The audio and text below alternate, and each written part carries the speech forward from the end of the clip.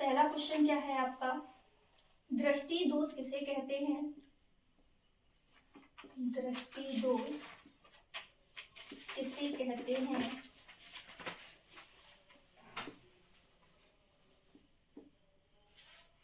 यह कितने प्रकार के होते हैं? यह कितने प्रकार के होते हैं? ठीक है, तो देखो दृष्टि दोष क्या होता है आपका, कि जब आंख की समंजन क्षमता क्या हो जाती है, कम हो जाती है। ठीक है, क्या कम हो जाए इसकी? समंजन क्षमता। समंजन क्षमता क्या कहलाती है? ठीक है, समंजन क्षमता जब कम हो जाती है, समंजन क्षमता का मतलब होता है फोकस दूरी को कम या ज्यादा करने की क्षमता, है ना। फोकस दूरी कम या ज्यादा करने की क्षमता क्या कहलाती है? आपकी समंजन क्षमता कहलाती है। और जब ये क्षमता आपकी कैसी हो जाए, क्षीण हो जाए, मतलब कमजोर हो जाए, जो आंख है आपका वो क्या करे कि उस फोकस दूरी को कम या ज्यादा ना कर पाए, तो हमारी आंखों में क्या उत्पन्न हो जाते हैं? दोष उत्पन्न हो जाते हैं। और ये जो दोष होते हैं वो कई प्रकार के होते हैं आंखों में। जैसे मान लीजिए पहला दोष होता है आपका निकट दृष्टि दोष। निकट दृष्टि दोष।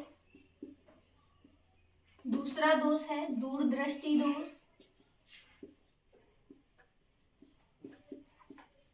ठीक, तीसरा दोष है जरा दूरदर्शिता।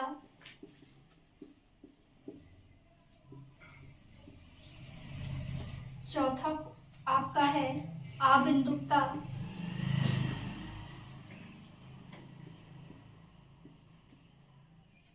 पांचवा दोष है वर्णांधता। ठीक, अगला दोष हो गया मोतियाबिंद।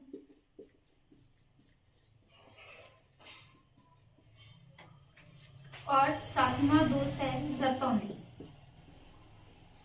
ठीक है, इतने प्रकार के आपके क्या होते हैं, आंखों में दोष होते हैं। अब ये जो आपका निकट दृष्टि दोष है, यह दोष क्या होता है कि इसमें हमें व्यक्ति को पास की वस्तु तो साफ दिखाई देती है लेकिन दूर की वस्तु साफ दिखाई नहीं देती। ठीक है, इस दोष के निवारण के लिए हम कौन सा लेंस का प्रयोग करते हैं? अवतल लेंस का प्रयोग करते हैं। किसका प्रयोग करते हैं? अवतल लेंस के चश्मे का प्रयोग किया जाता है। ठीक है, निकट दृष्टि दोष का जस्ट उल्टा आपका दूर दृष्टि दोष है। दूर दृष्टि दोष में क्या होता है कि इसमें व्यक्ति को दूर की वस्तु तो साफ दिखाई देगी लेकिन पास की वस्तु साफ नहीं दिखाई देगी। ठीक है, और जब पास की वस्तु साफ नहीं दिखाई देगी तो इसमें कौन से लेंस का प्रयोग करेंगे? हम उत्तल लेंस के चश्मे का प्रयोग करते हैं। ठीक है, जरा दूरदर्शिता, इसमें देखो जरा और दूर दोनों है, मतलब इसमें पास और दूर दोनों की ही वस्तुएं कैसी होती हैं, आपको साफ नहीं दिखाई देती है ना। उसका नाम ही है जरा दूरदर्शिता, मतलब पास और दूर की वस्तु दोनों साफ दिखाई नहीं देती। ठीक है, तो इस दोष के लिए हमें किस लेंस का यूज करना होता है? द्विफोकसी लेंस का। द्विफोकसी लेंस। द्विफोकसी लेंस का मतलब क्या होता है? जिसमें आपके दोनों लेंस हो, उत्तल और अवतल दोनों डले होते हैं। ठीक है, आबिंदुकता क्या होता है कि इस दोष में जो व्यक्ति होता है क्षैतिज और ऊर्ध्वाधर रेखाओं में अंतर नहीं कर पाता है ना, जिसको अपन लोग अपनी भाषा में क्या कहते हैं? तिमिर कहते हैं। तिमिर में क्या होता है कि जो अक्षर होते हैं वो आपके ऊपर नीचे दिखाई देते हैं झिलमिलाते हुए। तो इस दोष के निवारण के लिए हम क्या करते हैं? बेलनाकार लेंस का प्रयोग किया जाता है। ठीक है, किसका? बेलनाकार लेंस का हम इसमें क्या करते हैं? प्रयोग करते हैं। अब आते हैं अगले दोष में, क्या है? वर्णांधता। वर्णांधता में देखो आपका अगला अक्षर वर्ण है। वर्ण का मतलब होता है रंग। ठीक, तो जो रंगों, वह दोष जिसमें व्यक्ति क्या करता है? रंगों में अंतर नहीं कर पाता। ठीक है, रंग का कौन कौन से रंग? हरा और लाल। ये दो रंग ऐसे होते हैं जिनमें व्यक्ति क्या कर पाता है? अंतर नहीं कर पाता, समझ नहीं पाता कि ये हरा है कि लाल है। ठीक है, तो वो दोष आपका कैसा कहलाता है? वर्णांधता कहलाता है। और यह दोष आप व्यक्ति के जन्मजात से ही होता है, जब वो आपका पैदा होता है, मतलब जन्म से ही आपके ये दोष आते हैं। तो इस दोष के लिए कोई निवारण भी नहीं है क्योंकि जन्मजात है ये। ठीक है, अगला दोष आता है मोतियाबिंद का। तो जो मोतियाबिंद है इसका एक ही इलाज है, क्या? ऑपरेशन। ठीक है, मोतियाबिंद में क्या होती है? जो हमारी आंख की पुतली होती है उसके ऊपर क्या छा जाती है, सफेदी छा जाती है। तो उस सफेदी को दूर करने के लिए हम क्या करते हैं, मोतियाबिंद का ऑपरेशन करवाते हैं। ठीक है, रतौंधी क्या कहलाता है, रतौंधी जो होती है वो नाइट ब्लाइंडनेस होती है। इसको इंग्लिश में क्या कहते हैं हम, नाइट ब्लाइंडनेस।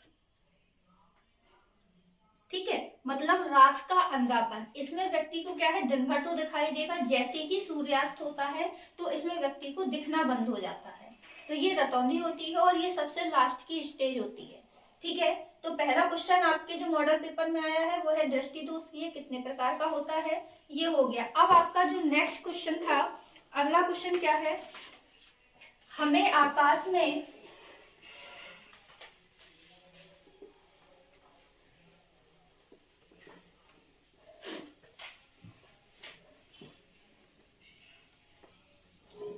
इसमें से एक आध क्वेश्चन पेपर में कंफर्म है कि आपको मिल जाएगा। ठीक है, तो अगला क्वेश्चन है आपका, दूसरा क्वेश्चन क्या है, हमें आकाश में इंद्रधनुष, हमें आकाश में इंद्रधनुष केवल वर्षा के पश्चात, केवल वर्षा के पश्चात ही क्यों दिखाई देता है।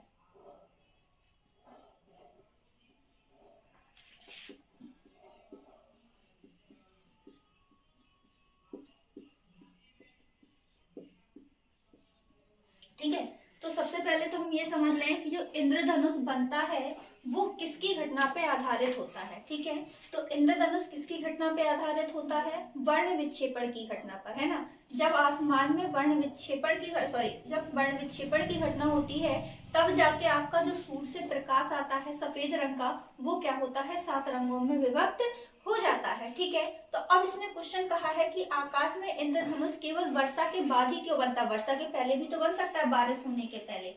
ठीक है, तो वर्षा के पश्चात इसलिए बनता है आपका इंद्रधनुष कि जब बारिश हो जाने के बाद आपका आसमान स्वच्छ होता है, मतलब आसमान जो है वो साफ होता है, तो जो सूर्य से आने वाली किरण होती है वो पानी की बूंद पे आके पड़ती है।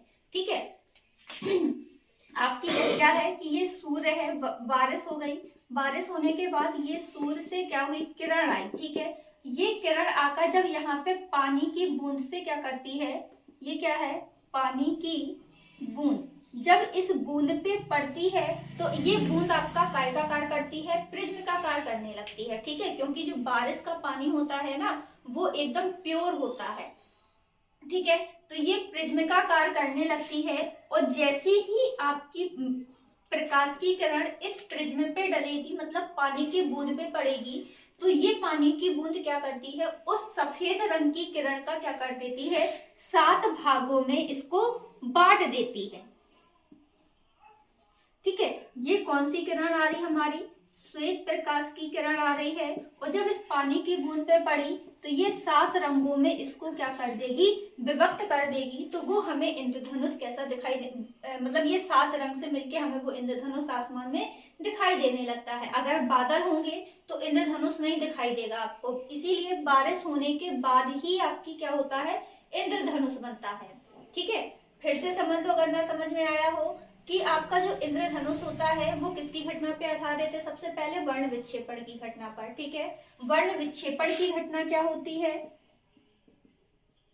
वर्ण विक्षेपण, वर्ण विक्षेपण कहलाता है कि जब कोई प्रकाश की किरण क्या होती है, किसी प्रिज्म पे टकराती है तो टकराने के पश्चात वो कितने रंगों में विभक्त हो जाती है, 7 रंगों में विभक्त हो जाती है। 7 रंग कौन कौन से होते हैं आपके, विबग्योर।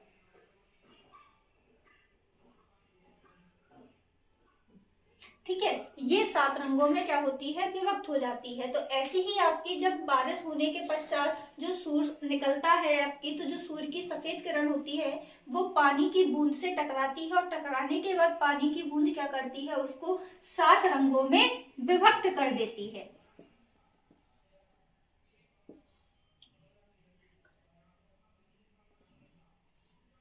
ठीक है, इस प्रकार से ये हमारा क्या बन जाता है, रेनबो बन जाता है, इंद्रधनुष बन जाता है आसमान में। समझ में आ गया?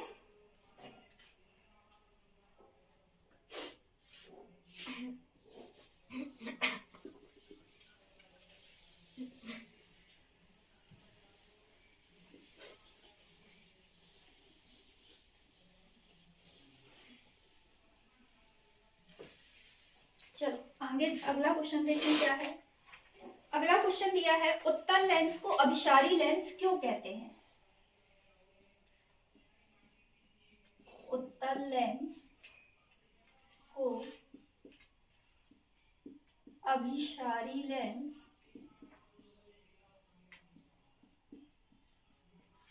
क्यों कहते हैं?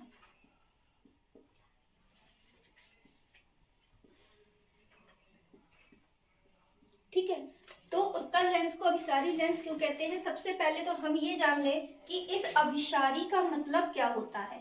ठीक है, हमने सबसे पहले प्रकाश की प्रकृति में हमने 3 प्रकृति बताई थी कि प्रकाश की 3 प्रकृति होती है, अभिसारी प्रकृति, अपसारी प्रकृति और समांतर प्रकृति। ठीक है, तो अभिसारी प्रकृति क्या होती है, सबसे पहले हम प्रकाश की ये जान लें। तो अभिसारी का मतलब होता है कि जब बहुत सारी किरणें आकर क्या हो, किसी एक ही बिंदु पर क्या हो जाए, आपकी एकत्रित हो जाए या एक ही सोर्स पे आके मिल जाए, तो वो उसकी कौन सी प्रकृति कहलाती है? अभिसारी प्रकृति कहलाती है ना? क्या कि जब बहुत सारी मतलब 2 या 2 से अधिक प्रकाश की किरणें आकर किसी एक ही बिंदु पे आके मिलती हैं या एकत्रित होती हैं, तो उसको हम कौन सी प्रकृति कहते हैं? अभिसारी प्रकृति कहते हैं। अब उसने कहा कि उत्तल लेंस को अभिसारी क्यों कहते हैं, है ना? तो उत्तल लेंस को अभिसारी लेंस इसलिए कहते हैं क्योंकि उत्तल लेंस में जो हमारा प्रतिबिंब बनता है वो कैसा बनता है? वास्तविक बनता है। मतलब यहाँ पे जो किरणें होती हैं वास्तविक रूप से मिलती हैं, है ना? देखो यहाँ पे ये इसका प्रथम फोकस हो गया, प्रथम वक्रता केंद्र, द्वितीय फोकस, द्वितीय वक्रता केंद्र। ठीक है, तो अगर हम इसके द्वितीय फोकस की परिभाषा दें तो द्वितीय फोकस की परिभाषा क्या होती है कि मुख्य अक्ष के समांतर आने वाली किरणें अपवर्तन के पश्चात जिस बिंदु से होकर जाती हैं उस बिंदु को हम उसका क्या कहते हैं? द्वितीय फोकस कहते थे। तो यहाँ पे देखो जो किरण है वो आपकी वास्तविक रूप से मिल रही है कि नहीं मिल रही? मिल रही वास्तविक रूप से, ऐसा तो नहीं है कि आभासी रूप से मिल रही हो। तो चाहे जितनी भी किरण आए वो आकर क्या होंगी? एक ही बिंदु पे एकत्रित होंगी, तो वो आपकी कौन सी प्रकृति कहलाने लगेगी? अभिसारी प्रकृति कहलाने लगेगी। तो यही कारण है कि जो उत्तल लेंस होता है इसको हम कौन सा लेंस कहते हैं? अभिसारी लेंस कहते हैं। इसके अलावा अगर मान लीजिए आ जाए अवतल लेंस को कौन सा लेंस कहेंगे? तो वो अपसारी होता है। अपसारी क्यों कहते हैं हम? क्योंकि इसमें जो किरण होती है वो आपकी वास्तविक नहीं मिलती। कैसी मिलती है? आपकी आभासी। मतलब केवल हम कल्पना करते हैं कि इसकी किरणें यहाँ पे क्या हो रही होंगी? मिल रही होंगी। तो जब मिल रही होंगी मतलब वो आभासी है, तो इसका मतलब वो अपसारी कहलाएगा। ठीक है, और यहाँ पे किरणें क्या हो रही हैं? वास्तविक रूप से मिल रही हैं एक ही बिंदु पे, तो वो आपकी कौन सी प्रकृति कहलाएगी? अभिसारी प्रकृति कहलाएगी। तो इसीलिए हम उत्तल लेंस को क्या कहते हैं? अभिसारी लेंस कहते हैं।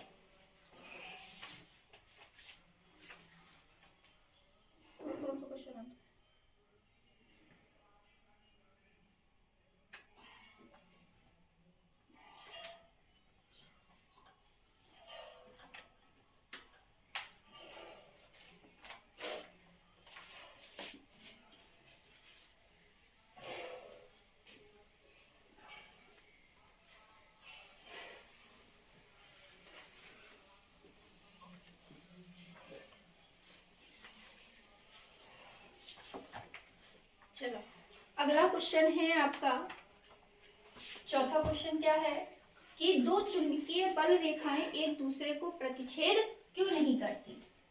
दो चुंबकीय बल रेखाएं एक दूसरे को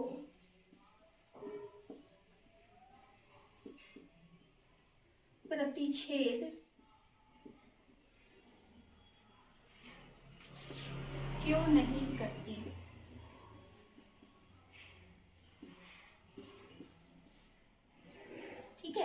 क्वेश्चन ये है और एक क्वेश्चन दिया गया है कि किसी चुंबकीय क्षेत्र में स्थित किसी चुंबकीय क्षेत्र में स्थित धारावाही चालक पर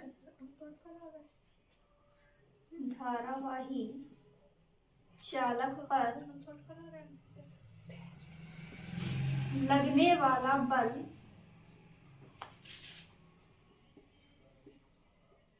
कब अधिकतम होता है।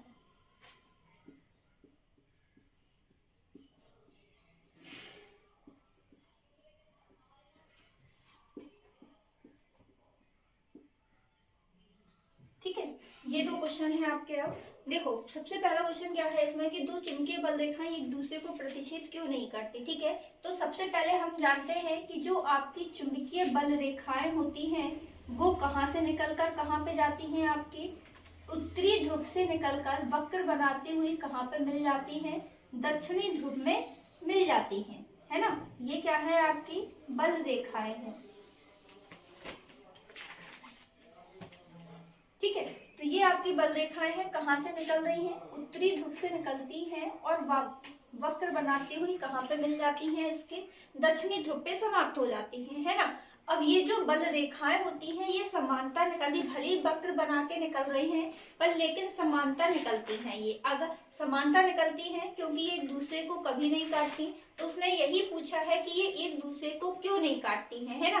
तो एक दूसरे को इसलिए नहीं काटती कि अगर कहीं पर भी अगर काटेंगी तो वहां पे आपके जो चुंबकीय क्षेत्र की दिशा है, काय की दिशा, चुंबकीय क्षेत्र की दिशा, ठीक है, उस कटान बिंदु पे चुंबकीय क्षेत्र की दो दिशाएं हो जाएंगी जो कि आपका पॉसिबल नहीं है। एक बिंदु पे केवल एक ही दिशा होनी चाहिए, दो दिशाएं नहीं होनी चाहिए। और अगर ये कभी काट भी जाती, जैसे मान लीजिए ये आपकी निकली तो एक दिशा इस साइड को हो गई, एक दिशा इस साइड को हो गई चुंबकीय क्षेत्र की कटान बिंदु पर, और ये आपका पॉसिबल नहीं है। मतलब एक बिंदु पे दो दिशाएं पॉसिबल नहीं होती, इसीलिए आपकी जो बल रेखाएं होती हैं वो एक दूसरे को कभी भी नहीं काटती। ये बल रेखाएं उत्तरी से निकलकर दक्षिणी में समाप्त हो जाती हैं वक्र बनाती हुई, और ये समांतर निकलती हैं। ठीक है, एक आध नहीं, बिल्कुल 0.1 का ही चांस होता है कि ये काटेंगी, वरना ये 99.9% काटती नहीं है। ठीक है, क्यों नहीं काटती, फिर से एक बार समझ लो कि दो चुंबकीय बल रेखाएं एक दूसरे को प्रतिच्छेद नहीं करती क्योंकि कटान बिंदु पर आपके चुंबकीय क्षेत्र की दो दिशाएं कैसी है, पॉसिबल नहीं है। ठीक है, अगला क्वेश्चन आपका पूछा गया था कि किसी चुंबकीय क्षेत्र में स्थित धारावाही चालक पर लगने वाला बल कब अधिकतम होता है। ठीक है, तो धारावाही चालक पर लगने वाला बल F बराबर क्या होता है, IBL sin थीटा, मतलब इंद्र बिहारी लाल सक्सेना। ठीक है, इंद्र बिहारी लाल सक्सेना है। अब उसने पूछा कब अधिकतम होता है, तो जब अधिकतम की कंडीशन आती है तो हम जो कोण लेते हैं वो कितना लेते हैं, 90 अंश। अधिकतम के लिए थीटा कितना लेते हैं हम, 90 अंश लेते हैं। तो अगर हम इस थीटा का मान यहाँ पे रख दें तो F बराबर हमारा कितना आ जाएगा, केवल IBL आ जाएगा। तो उसने पूछा कि कब अधिकतम होता है, तो आपका धारावाही चालक पर लगने वाला चुंबकीय बल जब थीटा कितना हो, हमारा 90 अंश होता है, तो लगने वाला चुंबकीय बल अधिकतम होता है।